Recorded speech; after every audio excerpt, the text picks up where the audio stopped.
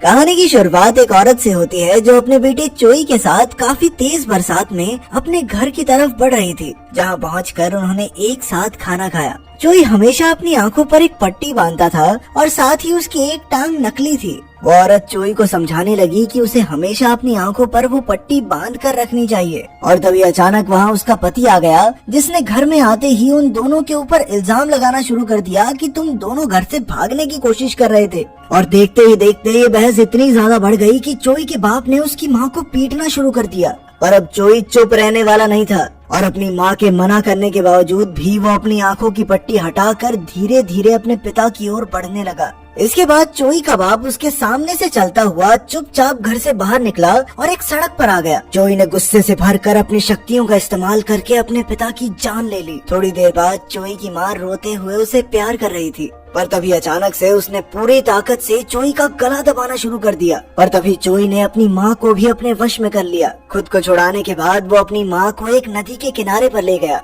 जहाँ पहुंचकर जब उन्हें दोबारा होश आया तो वो जोर जोर से रोने लग गई। असल में चोई की आंखों में एक खास ताकत थी, जिसकी वजह से वो सिर्फ किसी को देखकर ही अपने वश में कर सकता था। कई सालों बाद चोई बड़ा तो हो गया, पर अब उसे दुनिया में किसी से प्यार नहीं था और वो अपना ज्यादातर समय अकेले ही बिताता था। उसे जिंदगी में कुछ करने की टेंशन नहीं थी। वो बड़ी ही आसानी से अपनी शक्तियों की मदद से पैसे चोरी करता और फिर उन्हीं पैसों का इस्तेमाल करके वो दुनिया के अलग अलग बढ़िया होटलों में रुकता। उधर इमकबान नाम का एक लड़का कबाड़ खाने में काम करता था, जहाँ उसके सबसे खास दोस्त थे अली और बोबा। और अपना काम खत्म करने के बाद इमकबान अपने इन्हीं दो दोस्तों के साथ अपना जन्मदिन मनाने के लिए बाहर गया। पर वहाँ से वापस आते वक्त जैसे ही वो गाड़ी से उतरा तो एक तेज रफ्तार से आ रही गाड़ी ने उसे टक्कर मार दी, जिसके बाद उसे हॉस्पिटल में दाखिल करवाया गया। लेकिन अगले ही दिन इमकबान काफी तेजी से ठीक होने लग गया। लेकिन तभी उसे अपने दोस्तों से खबर मिली कि उसे नौकरी से निकाल दिया गया है, जिसे सुनते ही वो अपने लिए एक नई नौकरी ढूंढने में लग गया।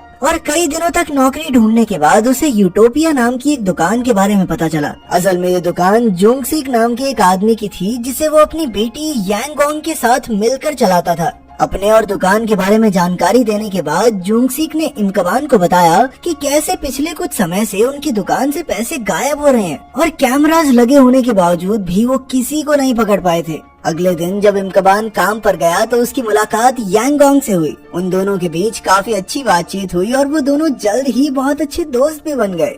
उसी दिन अली और बोबा भी इमकबान से मिलने के लिए दुकान में आए, जिसके बाद वो सभी साथ बैठकर बातें कर ही रहे थे कि तभी अचानक से चोई वहाँ आ गया और उसने तुरंत ही सभी लोगों को अपने वश में कर लिया। अब उसकी शक्तियाँ बचपन के मुकाबले काफी ज्यादा बढ़ चुकी थी और अब वो एक साथ कई सारे लोगों को अपने वश में कर सकता था। इसके बाद उसने बॉस को तिजोरी से पैसे निकालने के लिए भेज दिया, पर तभी इमकबान को कुछ अजीब सा महसूस होने लग गया और तभी उसे एहसास हुआ कि वो अपने शरीर को हिला ही नहीं पा रहा। पर फिर भी उसने पूरी कोशिश करके खुद पर काबू पा ही लिया और अब इमकबान के ऊपर चोई की शक्तियों का कोई असर नहीं था। और अपनी आंखों से ये चीज पहली बार होते देखकर चोई पूरी तरह हैरान रह गया। पर फिर उसने इमकबान को रोकने के लिए अली और बोबा का इस्तेमाल किया, जिसके बाद उसने यांगोंग का इस्तेमाल करके उसकी पीठ में चाकू मरवा दिया। इमकबान ने फिर भी चोई का मुकाबला करने की कोशिश की, पर अंत में चोई ने उसके ही बॉस से उसे बिजली के झटके लगवा दिए। इस हादसे के तुरंत बाद इमकबान और उसके बॉस को हॉस्पिटल ले जाया गया,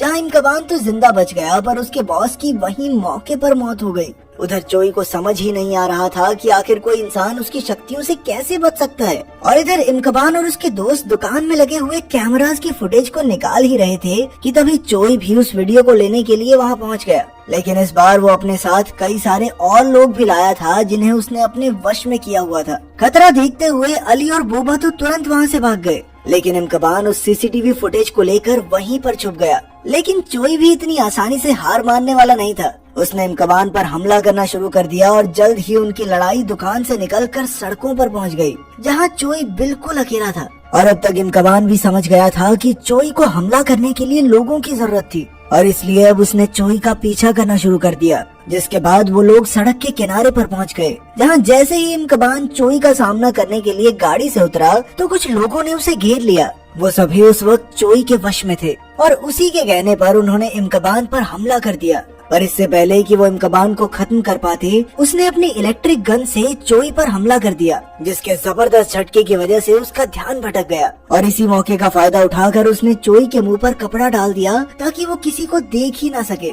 इसके बाद वो चोई को लेकर पुलिस स्टेशन पहुंचा, जहां पुलिस वालों ने उसकी बात पर भरोसा ही नहीं किया और उल्टा वो तो इमकबान को ही नशेड़ी कह के बुलाने लगे। इमकबान के बहुत मना करने के बावजूद भी उन्होंने चोई के मुंह से कपड़ा हटा दिया, जिसके हटते ही सभी पुलिस वाले उसके वश में आ गए। चोई ने सभी पुलिस वालों से इमकबान पर हमला करवा दिया, लेकिन फिर भी वो पुलिस स्टेशन से किसी तरह बचकर भाग निकला। इसके बाद इमकबान सीधा रेलवे स्टेशन पहुंचा, पर चोई अभी भी उसका पीछा कर रहा था। और जैसे ही इमकबान उस पर हमला करने के लिए आगे बढ़ा, तो चोई ने वहां मौजूद सभी लोगों को अपने वश में करके उसे वहीं रोक दिया। और अपनी इसी कोशिश में चोई ने एक औरत को अपने वश में करके उसके हाथ में मौजूद बच्चा रेलवे ट्रैक की तरफ फेंकवा दिया। एक ट्रेन काफी तेज रफ्तार से उस बच्चे की ओर बढ़ रही थी। ये देखते ही इमकबान उस बच्चे को बचाने के लिए ट्रेन के सामने कूद गया, जिस वजह से उसे काफी ज्यादा चोट आई। और उसकी ये हालत देखकर चोई उसे वहीं रेलवे स्टेशन पर मरने के लिए छोड़कर अपने होटल के लिए निकल गया, जहां पहुंचकर उसने देखा कि उसका कमरा पुलिस वालों से भरा हुआ था।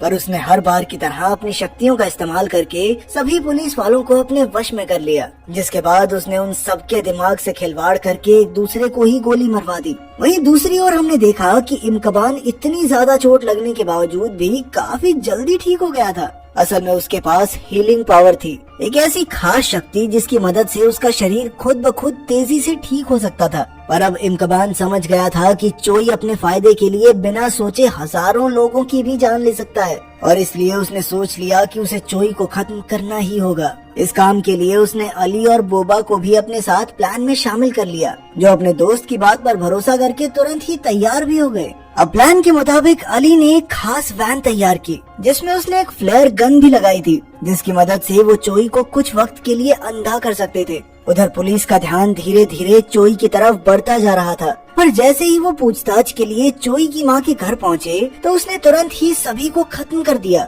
जिसके बाद वो अपनी माँ को भी मारने के लिए गया। लेकिन वो ऐसा कर नहीं पाया और ऐन वक्त पर अपना मन बदलकर वहाँ से चला गया। साथ ही उसने बैंक से चुराए हुए पैसों का कुछ हिस्सा अपनी माँ के लिए भी छोड़ दिया। उधर वो तीनों वैन में बैठकर पूरे शहर में चोई को ढूंढने में लगे हुए थे कि तभी थोड़ी देर के लिए इमकबान की आंख लग गई, और जैसे ही उसकी आंख वापस खुली तो उसने देखा कि बोबा चोई के वश में आकर अली पर हमला कर रहा था। वो तुरंत ही समझ गया कि चोई आसपास से उन्हें देख सकता था, और इसीलिए उसने गाड़ी से उतरकर उसे ढूंढना शुरू कर दिया। फिर अचानक से उसे चोई की एक झलक दिखाई दी, जिसका पीछा करते हुए वो एक इमारत में पहुंचा, जहां चोई ने पहले से ही काफी सारे लोगों को अपने वश में किया हुआ था। इसके बाद चोई ने उन्हीं लोगों के जरिए इमकबान से बात करना शुरू कर दिया, और उसके मुताबिक सबकी मौत के पीछे सारी गलती इमकबान की ही थी। और वो कहने लगा कि इमकबान की गलती की वजह से इतने सारे लोग मारे गए, क्योंकि उसने बिना बात चोई के काम में दखल अंदाजी की थी। वो आराम से चोरी करता था और चला जाता था,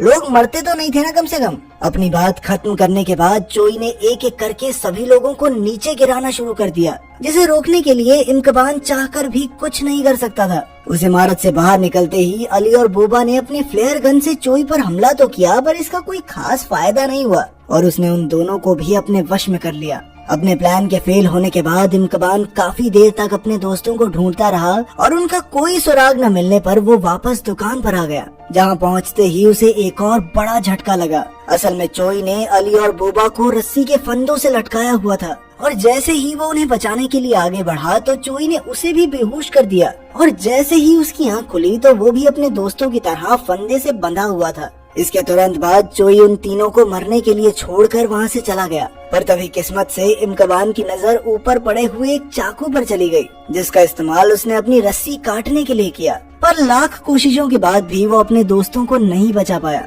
उधर दुकान से निकलते ही चोई की नजर यांगोंग पर पड़ी, और उसने उसे भी अपने वश में करके गाड़ी में बैठा लिया। पर इमकबान ने उसे गाड़ी में बैठते हुए देख लिया था, और वो जानता था कि चोई उसे भी जान से मारने वाला है, इसलिए उसने पूरी रफ्तार से उसका पीछा करना शुरू कर दिया। इमकबान को अपने पीछे आता देख चोई ने उसे रोकने के लिए सभी ड्राइवर्स को अपने वश में करके एक बहुत बड़ा एक्सीडेंट कराने की कोशिश की। पर इस एक्सीडेंट से पहले ही इमकबान की मदद करने के लिए अली और बोबा की आत्माएं उसे दिखाई दी, जिन्होंने उसे वैन में लगे खास बटन को दबाने को कहा, जिसे दबाते ही वो वैन एक्सीडेंट से पहले ही पूरी रफ्तार में वहाँ से निकल गई। उधर चोई यांगोंग के साथ एक ऊंची इमारत की छत की तरफ बढ़ रहा था। जैसे ही इमकबान छत पर पहुंचा तो उसे सबसे पहले चोई ही दिखाई दिया, जिसे देखते ही उसने उसे मारना शुरू कर दिया। पर तभी उसकी नजर कोने में खड़ी यांगोंग पर पड़ी, जो उस वक्त चोई के वश में थी, और इसी मौके का फायदा उठाकर चोई ने इमकबान पर गोली चला दी, जिसके बाद उसने उसे बेरहमी से मारना शुरू कर दिया।